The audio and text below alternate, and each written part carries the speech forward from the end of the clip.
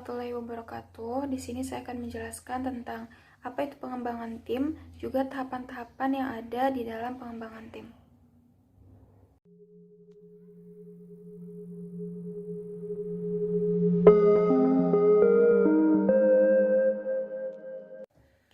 Baik, sebelum masuk ke dalam definisi pengembangan tim, definisi timnya itu sendiri merupakan suatu unit yang terdiri dari 2 orang ataupun lebih yang anggotanya itu saling berinteraksi pun juga mengkoordinasi kerja mereka untuk mencapai suatu tujuan tertentu.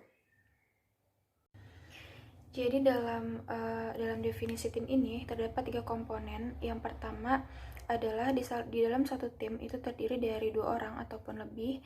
Di komponen yang kedua, setiap orang di dalam satu tim ini harus memiliki interaksi secara reguler. Dan komponen yang terakhir adalah di mana setiap orang di dalam satu tim ini harus mempunyai tujuan kinerja yang sama.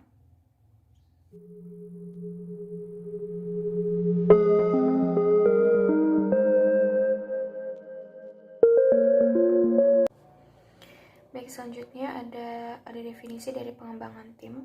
Pengembangan tim merupakan suatu tindakan mendukung dan melatih beberapa orang yang ditempatkan bersama dalam maksud bekerja sebagai unit yang kohesif untuk mencapai suatu hal yang diinginkan.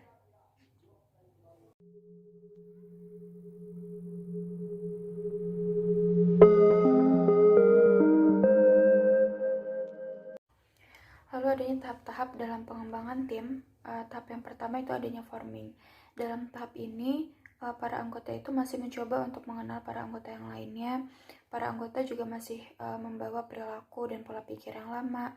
Nah, dalam tahap ini, di dalam tim tersebut itu struktur dan tanggung jawabnya itu belum terdefinisi dan terbentuk dengan baik.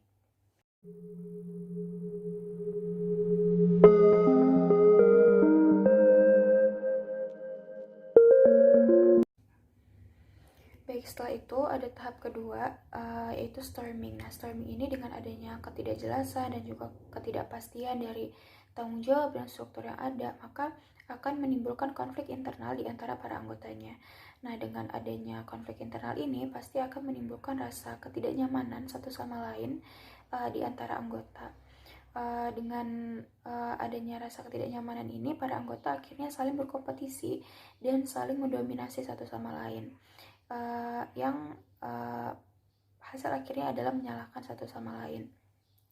Nah, biasanya pertanyaan yang sering muncul dari tahap storming ini adalah apa peran saya, siapa yang bertanggung jawab, siapa yang mengerjakan, dan sebagainya.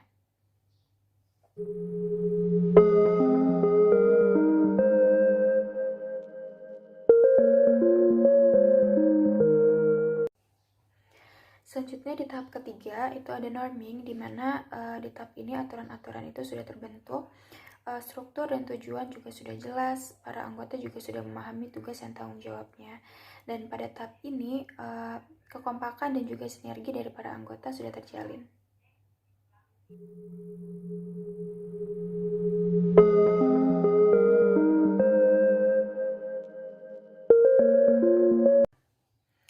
Baik, pada tahap keempat itu ada performing, di mana di tahap ini para anggota sudah menunjukkan performa dan kinerjanya dengan apa yang diharapkan, sesuai dengan apa yang diharapkan. Kemudian tim juga bisa menjalankan fungsinya secara penuh untuk mencapai tujuannya. Nah, pada tahap ini produktivitas tim ini berada pada tingkat yang paling tinggi.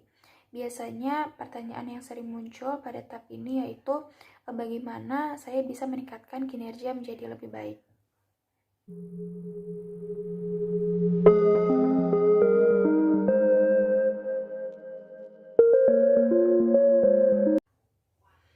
Kemudian di tahap terakhir yaitu ada adjourning.